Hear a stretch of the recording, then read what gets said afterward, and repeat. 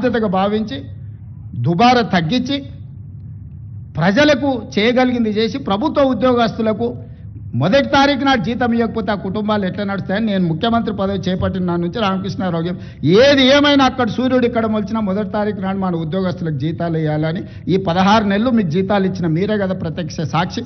గతంలో మీకు ఏం కావాలన్నా విడతల వారిగా మీ జీతాలు వచ్చేది. మరి ఇవాళ మీకోసం పనిచేస్తున్నా ప్రజల కోసం పనిచేస్తున్నా మీరు వేరు, మీరు మేము అందరం కలిస్తేనే ప్రభుత్వం. నేను స్పష్టంగా ఉద్యోగ సంఘాల నాయకులకు చెప్పదలుచుకున్నా, మీరు వేరే మేము వేరే కాదు. మీరు మేము కలిసి 98% ప్రజలకు మంచి చేయడం కోసం మనం ఇక్కడ ఉన్నాము. మనం సమరం చేయడానికి ఇక్కడ లేం. ప్రజల మీద యుద్ధం చేసిన వాళ్ళు ఎవరు బాగుపడ్డోళ్ళు లేరు. ప్రజలు ఊరుకుంటారా? ప్రజల మీద యుద్ధం చేస్తే ఎవరి మీద యుద్ధం చేస్తారు? ఈ 9 లక్షల మంది ప్రభుత్వ ఉద్యోగులందరూ కలిస్తే మీరు మేము అందరం కలిస్తేనే ప్రభుత్వం. మనందరం కలిసి పనిచేస్తేనే పేదలకు మేలు జరుగుద్ది. రాజకీయ నాయకులు రాజకీయ పార్టీల చేతుల్లో పావులుగా మారకండి అని చెప్పి నేను ప్రభుత్వ ఉద్యోగ సంఘాల నాయకులకు విజ్ఞప్తి చేస్తున్నా. రాజకీయ నాయకులకు ఉంటుంది ప్రభుత్వాన్ని అస్థిరపరచాలని, ఈ ప్రభుత్వాన్ని బద్నాం చేయాలి, ఈ ప్రభుత్వం సాఫీగా నడవద్దని కొన్ని రాజకీయ పార్టీలకు ఆ నాయకులకు ఉంటుంది. మీరు వాళ్ళ ఉచ్చులో పడి వాళ్ళ చేతుల పావులుగా మారి వాళ్ళ చేతిలో చురకత్తులుగా మారి ప్రజల గుండెల్లో కూర్చాలనే ప్రయత్నం చేస్తే అది గాయమవుతుంది తప్ప దానివల్ల ఏం లాభం లేదు.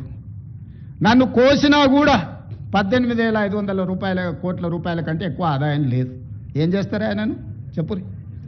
చెప్పురు ఉద్యోగ సంఘాల నాయకులను అడుగుతున్నా, ఏం చేస్తారు? నన్ను కోసుకుంటే తింటారా?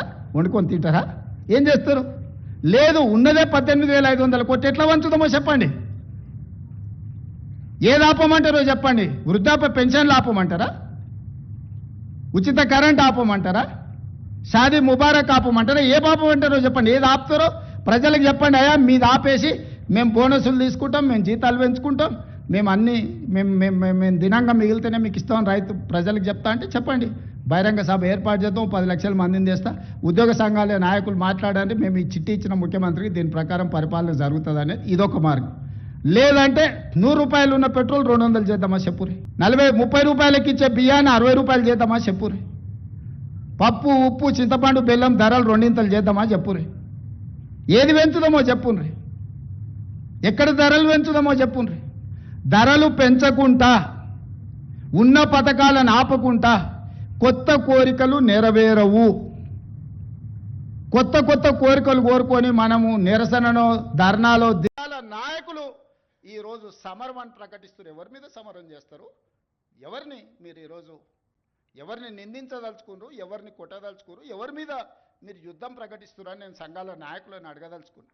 మీకు బాధ్యత లేదా? 35 సంవత్సరాలు ప్రజలు మన జీత భత్యాలు ఇచ్చి రిటైర్ అయిపోయిన తర్వాత మనకు పెన్షన్ కూడా ఇచ్చి మన కుటుంబాలను ఆదుకుంటున్న 98% ప్రజల యొక్క పెన్షన్లు కానీ, రైతు రుణమాఫీ కానీ, రైతు భరోసా కానీ, ఉచిత కరెంటు కానీ, షాదీ ముబారక్. రేవంత్ రెడ్డి ఇప్పుడు వరకు నువ్వు చేసిన పాలన -10 బాగుపడాలి అంటే ఓకే, అన్ని పథకాలు ఇస్తున్నారు కదా సార్. సన్న బియ్యం 7.5 అవును, అప్పు చేసి పప్పు కూడు 2 లక్షల కోట్లు అప్పు చేసి 2,20 లక్షలు ఖర్చు పెడుతున్నారు. మొన్న కేసీఆర్ సభ జరిగింది కదా సార్. సో బీఆర్ఎస్ కి లైఫ్ నేను చూడలేదు, నేను అమెరికాలో ఉన్నాను. ఎన్ని సభలు జరిగినా బంగారు తెలంగాణ సర్వనాశనం చేసిందే కేసీఆర్. బీజేపీ వచ్చే ఛాన్సెస్ ఉన్నాయి కాదు, బంగారు తెలంగాణ మళ్ళీ బీజేపీ వస్తే దేశం నాశనం అయిపోయింది, ఇంకొన్న రాష్ట్రం కూడా పోద్ది. ఒక్క పాలన రావాలి, పాలన మారాలని ఎందుకను నువ్వు కొడితే అంటావా? లేదు సార్, మరే పంచి పడాలా? ఎప్పుడు అంటారు మీరు పాలన రావాలని? ఇప్పుడు